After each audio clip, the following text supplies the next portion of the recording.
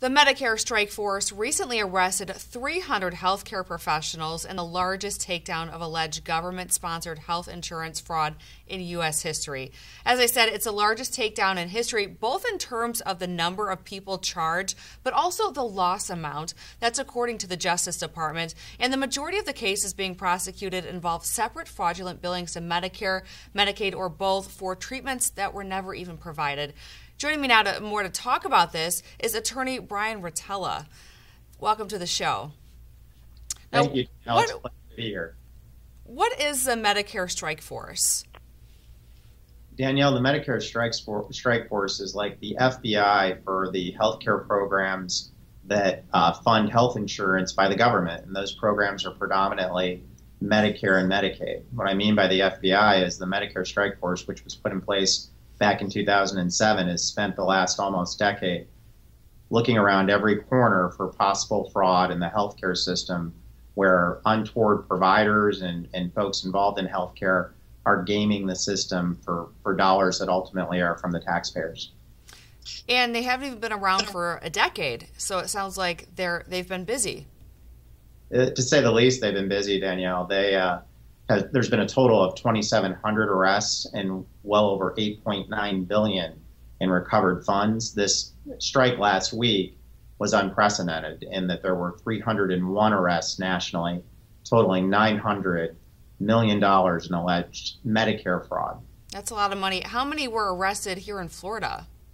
In Florida, it was approximately 60, and predominantly in what they call the highest risk areas or strike areas, of which Southeast Florida and Miami is one of the #1 areas. And in that area, it included home health operators, pharmacies, and also chiropractors. Bryan, were all these different healthcare providers in a ring? Were they all involved together, or were they separate? That's a good question. Remarkably, some of this has some conspiracy tones to it, Danielle, but candidly, a lot of it is just independent, what I call Lex Luthors of medicine. What I mean by that is anyone who does my job, being a general counsel in healthcare, we're used to every day having to deal with the intricacies of billing and collecting. Doctors often have called it data entry algebra. And doctors and nurses and healthcare providers don't like to be involved in that side of medicine. They didn't get into it for that. They got into it to take care of folks. What that has opened the door is for these folks, these operators, oftentimes recruiters, who are bringing patients in to game the system by just purely submitting fraudulent claims to the government for Medicare and Medicaid. These bribes result in patients receiving unnecessary care at the government's expense and also, I assume, taxpayers, right? How does this affect taxpayers? Yeah, that's one experience on that. That's a great point, Danielle. One particular experience that was noted last week or incident was in Texas, where folks were being rounded up, given a $100 or $50 coupon outside of the McDonald's to get into a bus and go to a clinic where they were to be complaining of joint pain, neck pain, and back pain. And then those claims were submitted from that service that ultimately was part of the arrest in the strike force. Now, that takes a whole different view on a value meal. And unfortunately, that value meal is being paid by the United States taxpayers. Wow. So they literally just shipped them in a bus and just had them lie about pain. Absolutely. They for $100 or $50 in tough economic times, and you're preying on folks that are, at the lower economic means, and $100 and $50 is real money. You tell them to go in, and maybe their back hurts a little bit or their neck hurts, they're going to do it. And that gets submitted. And when you're talking about a country now where we have more folks submitting health insurance claims between Medicare and Medicaid and the Obamacare exchanges, it's hard to keep up with all these claims. The good news is the government got some of them last week. The bad news is there's a lot more out there. Are any of these providers shaken up by this takedown, or are they continuing to do things like this? Yeah, what I call, that's another great question, Danielle. It's the law of unintended consequences.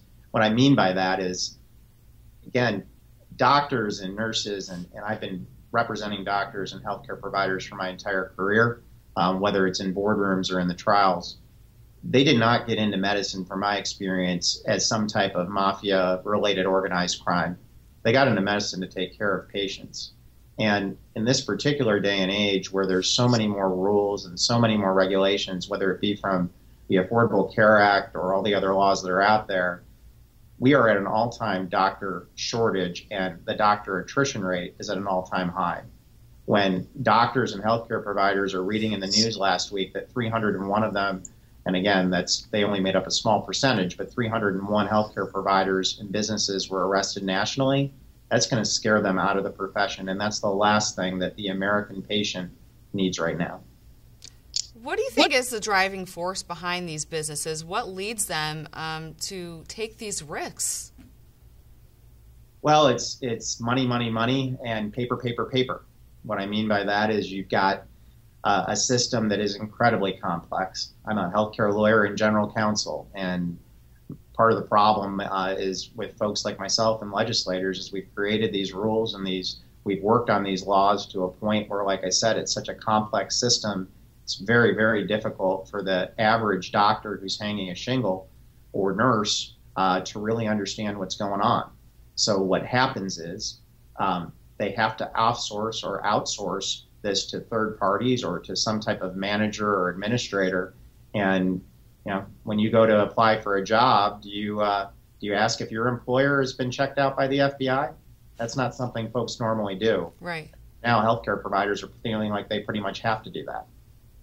I'm curious, and perhaps you don't know this, but when that chiropractor had all those people get shipped over and make up complaints, do you know how much money they make off of each person?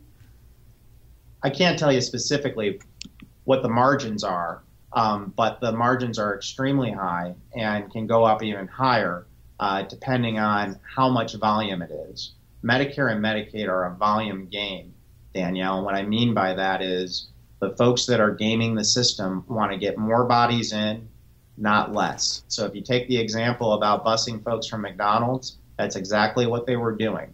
They didn't want 2 or 3 folks. They wanted hundreds of folks.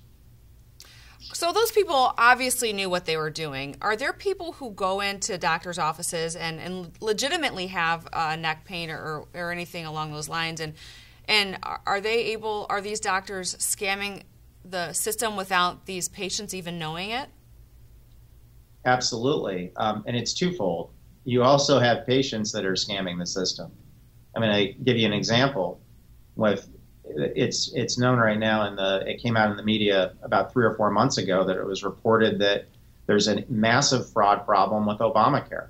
So it's not just doctors and healthcare providers who may be submitting what are called false claims for patients who really did not need services or get services, but you actually have people out there that are making up claims in order to get subsidies from the government in order to pay for Obamacare-related insurance. So you have 2 prongs of fraud here. You have fraud at the provider level, and you have fraud at the patient level. Okay. All of that ultimately comes out of the U.S. taxpayers' coffers. You also said something interesting. You say lawyers and legislators like yourself are part of the problem. Why would you say that? Well, I can get you into alphabet soup with all the laws that we have and sit in a general counsel meeting with a healthcare company, and aside from being bored, the acronyms would be flying all over the place. What I mean by that is we've got a law called Stark, we've got anti-kickback, we've got false claims, we've got fee splitting. We put so many laws into the healthcare space to avoid fraud and abuse. What may be getting lost, and I believe is in the weeds, is ultimately the medicine. What that means is that it's extremely difficult for a doctor or a healthcare provider on their own to run their own practice today without having some manager or party in place to help them bill and collect. And the infrastructure and the cost for a doctor to go and add that group adds yet another burden on them. So what ultimately is happening, in my opinion, is doctors are losing that attention that they once had to just taking care of patients, and they're feeling increased pressure about what they have to bill for, and that's not good for any of us, particularly the American patients and ultimately for the American doctors. So you're saying too many responsibilities are being pushed onto the doctors who really just need to be focusing on their patients. That's correct. It's data entry algebra is what they call it. A doctor will spend often, and Danielle, if you've been to the doctor recently, you may have witnessed them in front of a tablet or a computer by the time you got to see them, and they were probably typing for maybe 50% of that visit. I bet many of your folks out in the audience have experienced that. Yeah. They're doing that to not pay attention to you. They're doing that because that's what's required in order for them to get paid, whether it be by private insurance or by the government. And if a doctor is spending half their time doing data entry, I can promise you, if you go into the opening classes or fall admissions at any med school, that's not the reason that they're there. Right. Lots of pieces to this puzzle. Bryan Rotella, thanks so much for coming on with us tonight and sort of helping us untangle this mess. It's my pleasure. Thank you, Danielle.